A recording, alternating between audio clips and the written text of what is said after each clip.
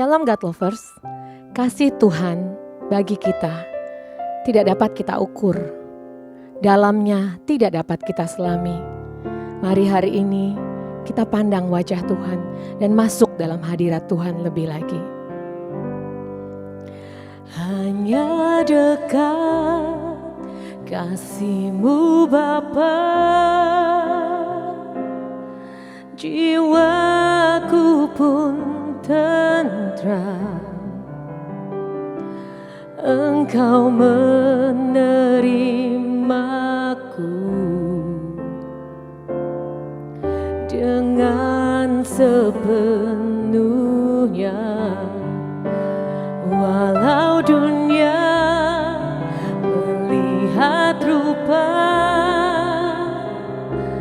namun Kau memandangku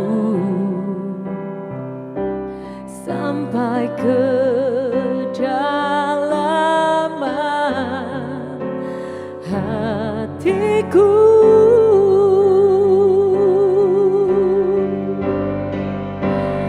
Tuhan, inilah yang ku tahu, Kau mengenal hatiku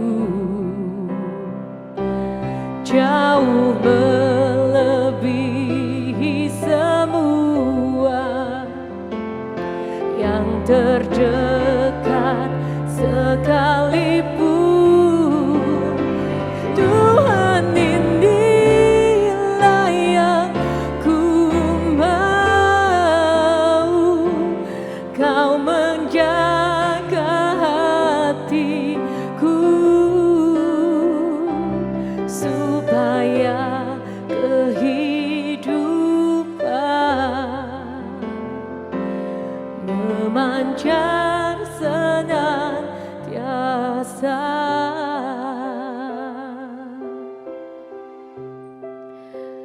Walau dunia melihat rupa, namun Kau memandangku sampai kedalaman hatiku. Oh, Tuhan, inilah yang ku tahu, Kau mengenal hatiku jauh melebihi semua yang terdekat sekalipun. Tuhan, inilah yang ku mau, Kau menjaga hatiku supaya kehidupan memancar senantiasa, supaya kehidupan memancar senantiasa.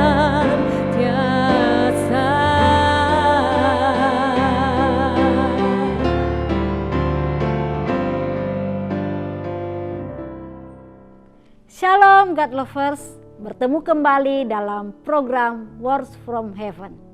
Kita akan memulai hari kita dengan membaca dan merenungkan kebenaran firman Tuhan. Pagi ini kita mau belajar tentang salib yang membenarkan hidup kita. Arti dan makna salib, istilah yang dipakai untuk kata salib diambil dari bahasa Yunani, yaitu stauros, berasal dari kata kerja menyalibkan. Salib adalah suatu balok yang melintangi balok yang lain atau dua balok kayu yang dibuat bersilang, yang pada zaman purbakala dipergunakan orang sebagai alat untuk menyiksa orang yang dijatuhi hukuman mati yang disebabkan perbuatannya yang jahat, terlebih orang yang tidak mau taat kepada peraturan dalam sebuah perintah. Menurut Kamus Besar Bahasa Indonesia, kasih karunia itu adalah kata benda. Kasih, belas kasih, pemberian atau anugerah dari yang lebih tinggi kedudukannya kepada yang lebih rendah. Kasih karunia adalah kasih karunia Allah yang tidak layak diberikan kepada kita karena kita adalah orang-orang tercela. Kita sebenarnya adalah orang-orang berdosa dan kita sudah melanggar hukum-hukum yang ditetapkan Tuhan. Kita seharusnya mendapat murka dan hukuman Tuhan, tetapi bukannya hukuman, kita malah menerima pengampunan, kasih Allah. Hidup kita dimerdekakan, dibebaskan. Itu adalah kasih karunia Allah yang luar biasa kepada kita. Kasih karunia adalah latar belakang dari semua rencana keselamatan dari Allah kepada manusia. Itu sebabnya Paulus dalam suratnya kepada jemaat di Efesus 2 ayat 8 sampai 9. Sebab karena kasih karunia kamu diselamatkan oleh iman. Itu bukan hasil usahamu, tetapi pemberian Allah. Itu bukan hasil pekerjaanmu. Jangan ada orang yang memegahkan diri. Jadi, hanya oleh kasih karunia Allah semata-mata kita bisa berdiri menghadap tahta kemuliaan Allah. Dengan kasih karunia Allah, kita telah dibawa ke dalam posisi yang sudah dibenarkan. Roma 5 ayat 1. Sebab itu kita yang dibenarkan karena iman, kita hidup dalam damai sejahtera dengan Allah oleh karena Tuhan kita Yesus Kristus. Jadi siapa yang ada di dalam Kristus adalah ciptaan baru, yang lama sudah berlalu, sesungguhnya yang baru sudah datang. 2 Korintus 5 ayat 17. Apa dampaknya kita menerima kasih karunia? Yang pertama, yakinlah Allah mengampuni dosa-dosa kita.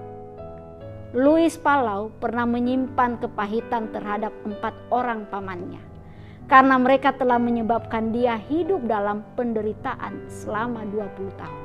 Kepahitan itu disimpannya sejak ia berusia 10 tahun, yaitu ketika ayahnya meninggal dunia. Ayahnya meninggalkan harta warisan dan sejumlah uang. Namun ke-4 orang pamannya langsung mengambil alih semua harta peninggalan itu. Bahkan mereka juga meminjam uang dengan memakai nama keluarga Louis. Kepahitan itu telah membuat Louis bertekad untuk membalas semua perbuatan jahat dari paman-pamannya. Tetapi ibu Louis adalah seorang yang hidupnya takut akan Tuhan. Ia selalu melarang Louis untuk berbuat jahat. Ibunya selalu mengingatkan bahwa pembalasan adalah hak Tuhan. Dan kata-kata ibunya mampu meredam emosinya walaupun hanya sementara saja. 27 tahun kemudian ketika ia akan melaksanakan niatnya untuk balas dendam, Tuhan menjamah hati Louis. Ia mengajarkan secara langsung kepada Louis tentang pengampunan penuh.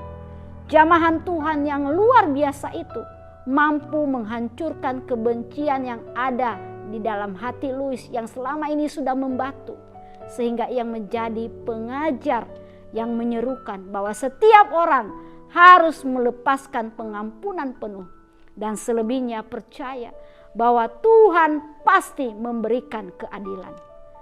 Allah mau menerima kita apa adanya. Dia tidak pernah mengungkit-ungkit dosa kita, kegagalan atau kelemahan kita di masa lalu.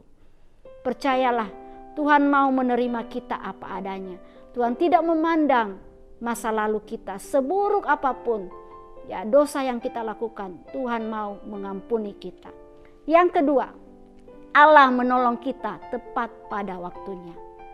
Sebab itu, marilah kita dengan penuh keberanian menghampiri tahta kasih karunia, supaya kita menerima rahmat dan menemukan kasih karunia untuk mendapatkan pertolongan kita pada waktunya. Ibrani 4 ayat 16. Allah kita selalu tepat waktu waktu menolong kita, waktu menolong kita dalam segala sesuatu tidak terlalu cepat dan tidak pernah terlambat. Pas, tepat waktu. Tuhan bisa pakai berbagai cara untuk menolong setiap kita. Ada orang-orang yang di sekitar kita bisa dipakai Tuhan untuk berbelas kasihan menolong kita. Dan ada banyak hal-hal yang tidak bisa kita pahami, tidak bisa kita selami dengan pikiran kita. Tuhan menolong kita secara ajaib, penyertaannya sempurna dalam hidup kita. Yang ketiga, Allah pasti mencukupkan kebutuhan kita. 2 Korintus 9 ayat 8. Dan Allah sanggup melimpahkan segala kasih karunia kepada kamu, supaya kamu senantiasa berkecukupan di dalam segala sesuatu, dan malah berkelebihan di dalam berbagai kebajikan. Disadari atau tidak, tapi saya mau katakan, Allah kita Allah yang dahsyat, tahu betul segala yang kita butuhkan. Ia mau supaya kita senantiasa berkecukupan.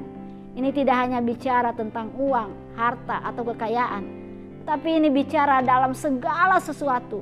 Ada kemampuan, ada potensi, ada karakter, cara pandang, harus selalu diubahkan hari lepas hari dalam pelbagai kebajikan. Sehingga terang Kristus itu bisa nampak dan menerangi kegelapan yang ada di sekitar kita. Allah ingin kita kaya dengan kebajikan, dengan hal-hal yang baik yang harus muncul dan nyata dalam sikap dan karakter kita setiap hari. Jika kita bilang kita adalah anak Bapa, maka cerminkanlah sikap Bapa di dalam kehidupan kita. Kita berdoa.